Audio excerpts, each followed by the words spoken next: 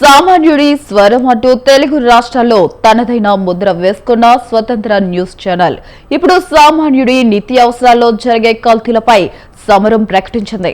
కల్తీ పాల పట్ల అనేక ఆరోగ్య సమస్యలు వచ్చే ప్రమాదం ఉంది. మూత్రపిండాల సమస్యలు, క్యాన్సర్, జీర్ణాశయ సమస్యలు, అతిసారం వంటి వ్యాధులు వచ్చే అవకాశం ఉంది. అంతేకాకుండా ఇలాంటి పాలు తాగడం వల్ల పేగులు దెబ్బతింటాయి. అంతేకాకుండా కొలెస్ట్రాల్ పెరిగే ప్రమాదము ఉంది. కల్తీ పాలు తాగడం వల్ల రక్తంలో షుగర్ లెవెల్స్ పెరుగుతాయి. కల్తీ పాలు పిల్లల ఆరోగ్యానికి మంచిది కాదంటున్నారు నిపుణులు. ఈ పాలు తాగిన పిల్లలు తీవ్ర అనారోగ్యానికి గురవుతారు. కల్తీ పాలు తాగిన పిల్లలు గ్యాస్ట్రో ఎంటరైటిస్, కడుపు నొప్పి సమస్యలు, ఫీవర్, టైఫాయిడ్, వాంతుల వంటి సమస్యలు వస్తాయి. పిల్లలకే కాదు పెద్దల ఆరోగ్యానికి కూడా తీవ్ర ముప్పు ఉంటుంది. అందుకే ప్రజలు కల్తీ పాలు పట్ల అప్రమత్తంగా ఉండాలని వైద్యులు చెబుతున్నారు.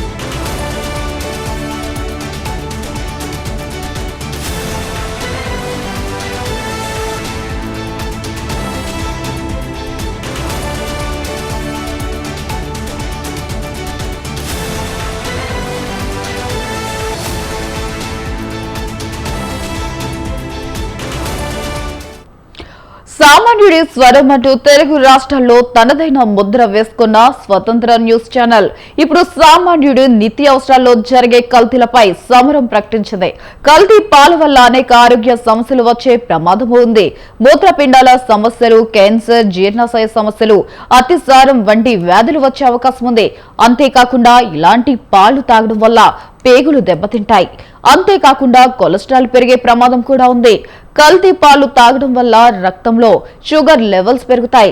కల్తీ పాలు పిల్లల ఆరోగ్యానికి కూడా మంచిది కాదంటున్నారు నిపుణులు. ఈ పాలు తాగిన పిల్లలు తీవ్ర అనారోగ్యానికి గురవుతారు. కల్తీ పాలు తాగిన పిల్లలు గ్యాస్ట్రో ఎంటరైటిస్, కడుపు నొప్పి సమస్యలు, ఫీవర్, టైఫాయిడ్, వాంతులు వంటి సమస్యలు వస్తాయి. పిల్లలకే కాదు పెద్దల ఆరోగ్యానికి కూడా తీవ్ర ముప్పు ఉంటుంది. అందుకే ప్రజలు కల్తీ పాలు పట్ల అప్రమత్తంగా ఉండాలని వైద్యులు చెబుతున్నారు.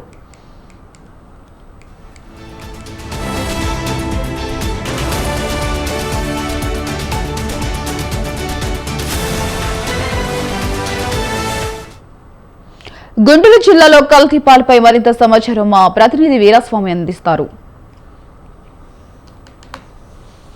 పాలల్లో నీళ్లు పోసి పాలను తయారు చేయడం మాత్రం పాత పద్ధతి. ఇప్పుడు కొత్తగా మాత్రం పాలల్లో కొన్ని రసాయనాలకు వాడి పాలను తయారు చేస్తున్నారని ట్రస్టిఫైడ్ అనే సంస్థ పరిశీలనలో వెల్లడైంది. ఈ నేపథ్యంలో చూసుకున్నట్టయితే గతంలో యూరియాని అదేవిధంగా వంట నూనెని తయారు చేసి పాలను చిక్కగా వచ్చే విధంగా కూడా చూసుకున్నట్టయితే మాత్రం పాలపళ్ళు హైడ్రోజన్ పెరాక్సైడ్ తోటి పాలను తయారు చేస్తున్న పరిస్థితి నెలకొంది. ఈ నేపథ్యంలో పాలను వాడే సమయంలో మాత్రం అందరూ కూడా అప్రమత్తంగా ఉండాల్సిన అవసరం ఎంతో ఉంది. పాల గేదెలకి స్టెరాయిడ్స్ను కూడా వాడి అదేవిధంగా ఎక్కువ పాలు వచ్చే విధంగా ఆ స్టెరాయిడ్స్ను వాడుతున్నారు. నల్లపాడు పోలీస్ స్టేషన్ పరిధిలో కూడా స్టెరాయిడ్స్ను కూడా ఎక్కువగా పట్టుకున్న పరిస్థితి నెలకొంది. వీటిలో కూడా అనారోగ్య పరిస్థితులు వచ్చే అవకాశాలు కూడా ఉన్నాయని చెప్పేసి ఇప్పటికే ఆ సంస్థ సంబంధించిన కూడా ఏదైతే ఉందో నివేదికలో కూడా వెల్లడించిన పరిస్థితి నెలకొంది. అదేవిధంగా చూసుకున్నట్టయితే మాత్రం ఇప్పటికీ పాలను తయారు చేసే విధానంలో చూసుకున్నట్టయితే ఎక్కువగా మాత్రం రూరల్ ప్రాంతాల్లోనూ గ్రామీణ ప్రాంతాల్లో కూడా పాలను మాత్రం అనారోగ్యం బారి పడిన అవకాశాలు ఉన్నాయి. కల్తీ పాల వల్ల కూడా ఎక్కువ మంది కూడా గర్భిణీ స్త్రీలు అదేవిధంగా చూసుకున్నట్టే మాత్రం చిన్నపిల్లల్లో కూడా ఎక్కువగా అనారోగ్య సమస్యలు వచ్చే అవకాశాలు కూడా ఉన్నాయి. వీటి మీద కూడా దృష్టి సారించాల్సిన అవసరం ఎంతో ఉంది. ప్రముఖంగా సంబంధించిన కూడా చూసుకున్నట్టే మాత్రం పేరొందిన సంగతి డైరీలకు సంబంధించి కూడా ఎక్కువగా పాల డైరీలకు సంబంధించి కూడా ఈ సంస్థ వెలువడిన విషయాలు కూడా కొన్ని ఆసక్తి పరిమాణాలు ఆసక్తి మలుపులు కూడా తిరుగుతున్న పరిస్థితి నెలకొంది. వాటిలో చూసుకున్నట్టే మాత్రం ఎక్కువగా ఇప్పుడు చూసుకున్నట్టే మాత్రం పాలలో ఎక్కువగా కాస్టిక్ సోడా, బెంజాయిక్ యాసిడ్, సోలాసిక్ యాసిడ్లు వంటి వాటి రసాయనాలు కూడా వాడుతున్న పరిస్థితి నెలకొంది. ఇదే విధంగా చూసుకున్నట్లయితే మాత్రం వాటిని చిక్కగా ఉండడానికి క్లోరిన్, అమ్మోనియం సల్ఫేట్ కూడా వినియోగిస్తున్నారు. వీటన్నింటినీ దృష్టిలో పెట్టుకొని పాలను వినియోగించే సమయంలో కూడా ఎక్కువగా అప్రమత్తంగా ఉండాల్సిన అవసరం ఎంతైనా ఉంది. దీంతో పాటు చూసుకున్నట్లయితే మాత్రం అవి కల్తీ పాలా లేకుంటేనేమన్నా ఒరిజినల్ పాలా అని తెలియడానికి మాత్రం ఎక్కువగా చూసుకున్నట్లయితే మాత్రం ఎక్కువగా వేడి చేస్తే మాత్రం పసుపు రంగులో వచ్చే అవకాశాలు ఉన్నాయని చెప్పి నిపుణులు కూడా వెల్లడిస్తున్నారు. దీని మీద కూడా అప్రమత్తంగా ఉండాల్సిన అవసరం ఎంత ఉంది. ఎప్పటికప్పుడు మాత్రం ఫుడ్ సేఫ్టీ అధికారులు కూడా వీటి మీద దాడులు చేయాల్సిన అవసరం ఏందో ఉంది. కాసులు కక్కుర్తి కోసం కొంతమంది కూడా చోద్యం చూస్తున్నారని చెప్పేసి బలమైన వాదనలు కూడా వినిపిస్తున్న పరిస్థితి నెలకొంది. ఏదైతే ఉందో ట్రస్టిఫైడ్ సంస్థ పరిశీలనలో మాత్రం ప్రముఖంగా చెందిన పేరొందిన సంస్థలు ఏదైతే ఉందో డైరీ ఫామ్లలో కూడా పాల పరిణామాలు, అదేవిధంగా చూసుకున్నట్లయితే మాత్రం వాటిల్లో కూడా ఏదైతే ఉందో కల్తీ పాలు కూడా వస్తున్నాయని చెప్పేసి అధికారులు కూడా స్పష్టం చేసింది పరిస్థితి నెలకొంది.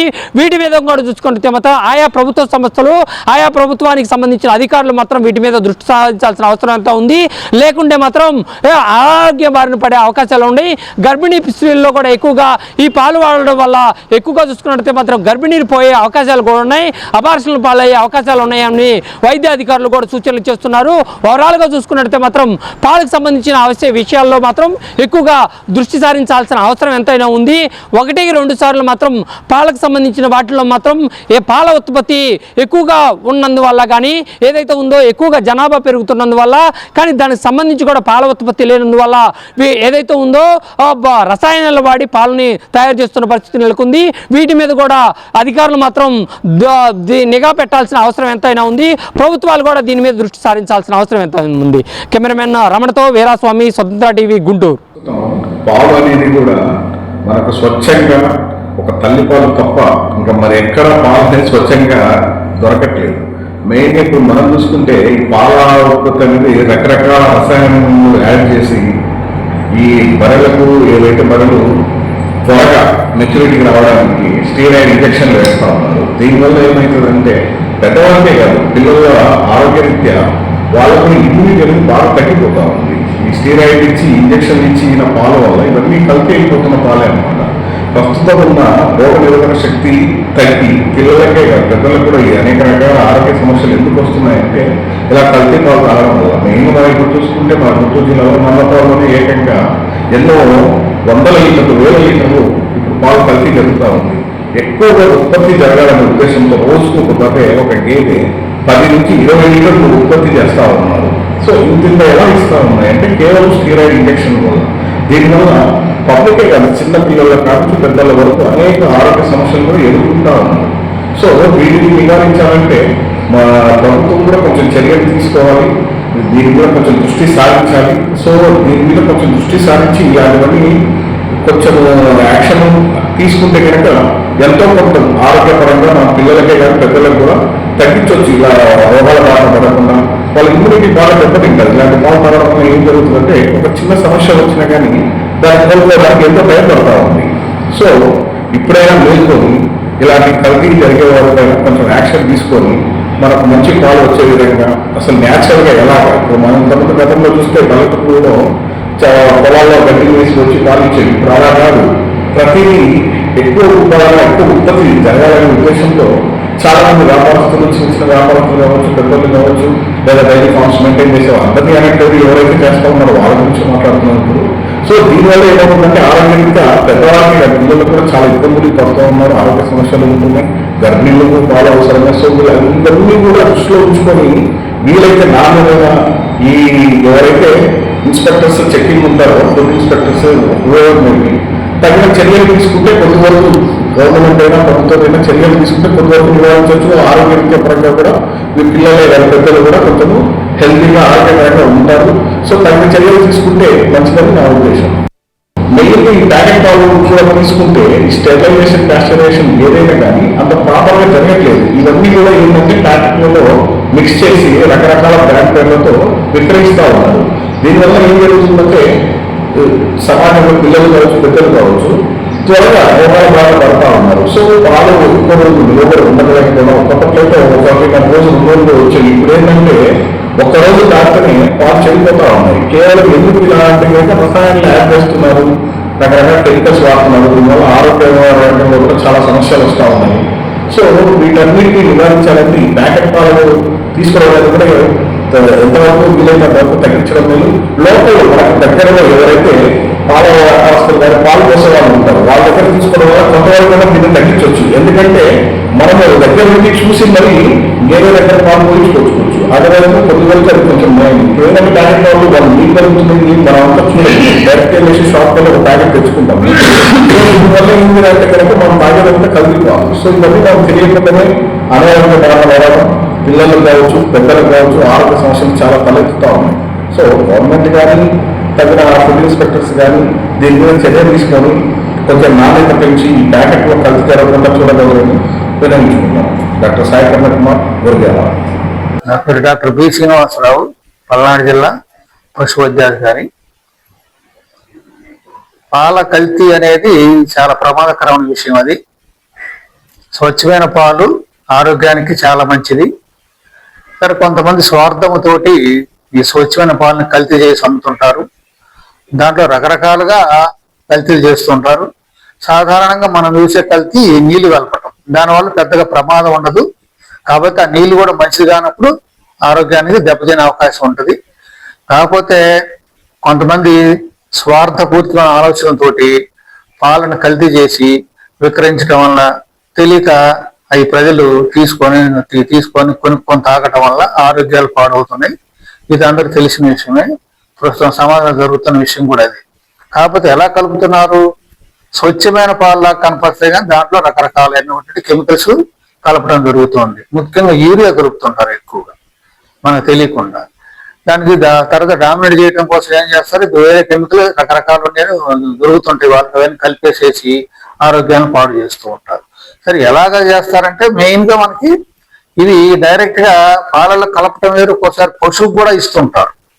పశువు ఉత్పత్తి పెంచడం కోసం, పాల ఉత్పత్తి పెంచడం కోసం, పాలన్నీ రావటం కోసం వాళ్ళు ఏం చేస్తుంటారు, ఈ విధంగా చేసేవాళ్ళు, మోసం చేసే వాళ్ళందరూ కూడా ఏం చేస్తారంటే ఆ పశువుకు ఆ ఇంజక్షన్ వేయటం వల్ల ఏమవుతుంది, పాల ఉత్పత్తి పెరుగుతుంది, ఉన్న పాలన్నీ పొదుగుల పాలన్నీ కూడా క్లియర్ అయిపోతాయి, అన్ని వచ్చేస్తాయి. కాకపోతే అంటే పాలు కల్తీ అవుతాయి. ఉదాహరణకి ఏంది, పాలు బాగా రావటం కోసం ఆక్సిటోసిన్ అనేటువంటి ఒక హార్మోన్ ఇంజక్షన్ వేస్తారు. ఇది చాలా ప్రమాదకరమైన విషయం. ఇది వేయకూడదు. ఇది వేస్తే పాలు బాగా వస్తాయి, ఉన్న పాలను పెరగటం కాకుండా ఉన్న పాలను చక్కగా పిండుకోవచ్చు. దానివల్ల ఏం జరుగుతుందంటే పసిపిల్లల్లో కానీ, ప్రెగ్నెంట్ ఉమెన్స్ కానీ, తర్వాత ప్రెగ్నెంట్ అబార్షన్ అయిపోతాయి ఎక్కువ శాతం మనుషులు తాగటం వలన. తర్వాత పిల్లల్లో కూడా తాగకూడదు, దానివల్ల కూడా అనారోగ్యం పాలవుతూ ఉంటారు. తర్వాత ఈ ఆక్సిటోసిన్ హార్మోన్ చాలా ప్రమాదకరమైనది. ఎస్పెషల్లీ ఆడవాళ్ళు చాలా విపరీతమైన పరిస్థితి దారిద్ర్యం. ఒకటి ప్రెగ్నెంట్ ఉంటే ఆ ప్రెగ్నెన్సీ పోవటం, తర్వాత ప్రెగ్నెన్సీ అయిన ఆడవాళ్ళు ముఖ్యంగా అబార్షన్ కాకుండా అది అయ్యేటప్పుడు, డెలివరీ అయ్యేటప్పుడు బాగా ఇబ్బంది పడతారు. తర్వాత ఇంకోటి ఏంటి, మనుషులు తాగటం వలన ఇది లోపల ఉండేటువంటి జననేంద్రాలు దెబ్బతినటం వలన వాళ్ళకి సరిగ్గా ప్రెగ్నెన్సీ రాకుండా, పిల్లలు పట్టకుండా ఇటువంటి సమస్యలన్నీ కూడా వస్తూ ఉంటాయి. అందువలన బ్రెస్ట్ క్యాన్సర్ కూడా వచ్చే అవకాశం ఉంటుంది లేడీస్లో అయితే. సో కాబట్టి మనం చక్కటి పాలు తాగాలి, చూసుకొని తాగాలి. డైరెక్ట్గా పిండిన పాలు తీసుకుంటే చాలా శ్రేష్టం.